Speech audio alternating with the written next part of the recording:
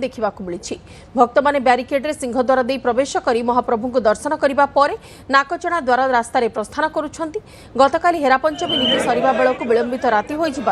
आज सकाळे महाप्रभु मंगल आलती बहु विलंबर होगा पर आरंभ होता सर्वसाधारण दर्शन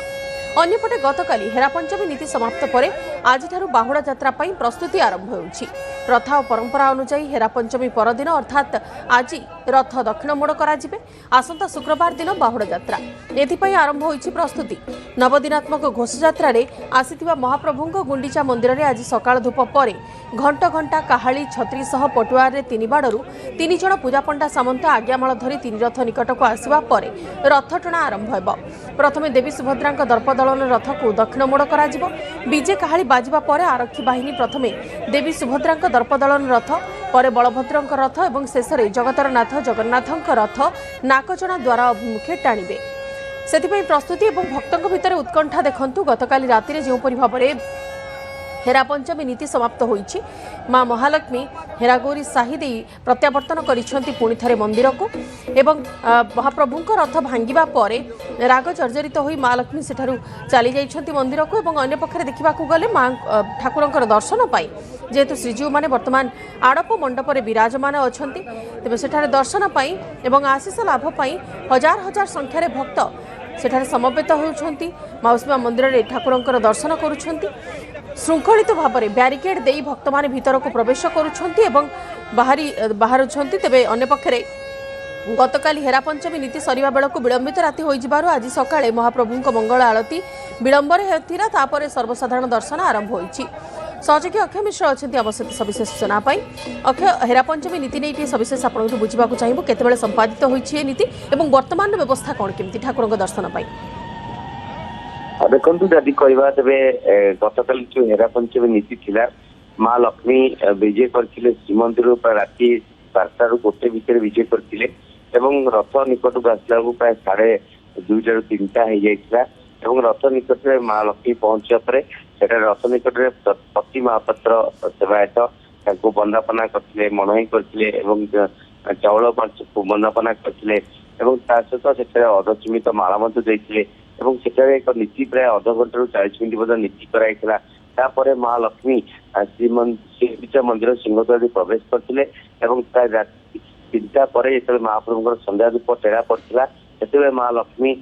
महाप्रभु को मात्र अल्प टिके देखी किंतु संध्या धूप टेरा पड़ता न देख तापर से नाकचण द्वार प्रस्थान करते नंदीघोष रथर किसी अंश को भांगी हेरागोरी साइड प्रत्यावर्तन करते नीति सरला प्राय भोर 4:30 हो विलंबित राति नीति कराइला एवं आम कहीपर कि आरंभ है बाहुड़ार प्रस्तुत पर्व महाप्रभु आज निर्देश देवे कि रथ को प्रस्तुत करने से अनुसार आम यदि कह आज जहाँ नीतिकांति रही कि आज जेहेतु शुक्र हेरा पंचमी गतकाल सरी आज रथर दक्षिण मोड़ हम एवं निश्चय भाव जो महाप्रभुर सकाल धूप सर सकाल धूप सरिया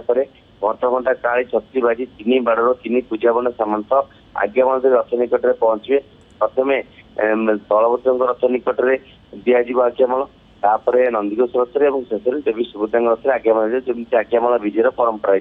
किंतु आई दक्षिण मोड़ केवल देवी दलन रथ बा देवी सुभद्रा रथ को आग टणाजी कारण ये दक्षिण मोड़ विधि रही आप देखिए जिते श्रीमंदिर पाखक रथ टणा है प्रथम नंदीघोष रथ को टणा जाइए सिंहद्वार पाखे लग जाइए जिते रथयात्रा है सेदिन तालध्वज रथ बलभद्र रथ टणा जाइए प्रथम आज देखिए आज देवी सुभद्रा रथ टण 3 रथ पश्चाक्रमे आगे टण जबार विधि रही कई आग कई पछ नुह समस्त सामान तो आज जो नंदीघोष देवी दल रथ टण स्वतंत्र भाव में बलभद्र रथ टण शेष नंदीघोष रथ टण श्रीगुंडीचा मंदिर बड़संघ पर्यंत बाली पक जाए रथर मोड़ पर आज दक्षिण मोड़ में प्राय देखिए रथर आगपट 4टा दौड़ी पड़पटे 4टा दौड़ी 8टी दौड़ी संयोग कर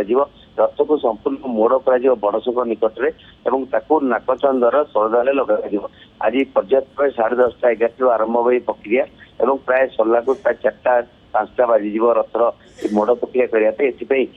केवल या केवल आरक्षी बाहिनी मैंने टाणी था पुलिस मानक कहु पहुंचे प्रक्रिया को करेंगे सेपटे आज कह नाकचण द्वारा रथ पहुंचा पर आरंभ बाहुड़ार प्रस्तुति हाथ में मात्र 2-3 दिन शुक्रवार बाहुड़ा यात्रा तो से कहवा भक्त निहाती मन भक्तों भितर उत्कंठा रही अक्षय पुणी जितेबाला पुणी थे सिंहद्वार को जीवे महाप्रभु श्रीमंदिर को जीवे पुणी थे रत्नवेदी रे महाप्रभु दर्शन देवे से तो उत्कंठा रही किंतु अन्य पक्षे आड़प मंडप दर्शन भक्त निजक विरत रखा चाहूना से लंबा लाइन रे जेते घंटा अपेक्षा करने को पड़ू पछे से लंबा लाइन रे रही श्रृंखलित भाव में महाप्रभु दर्शन करुँच आज दक्षिण मोड़ उपर समस्त नजर अच्छी धन्यवाद अक्षय खबर उपर नजर रखि था।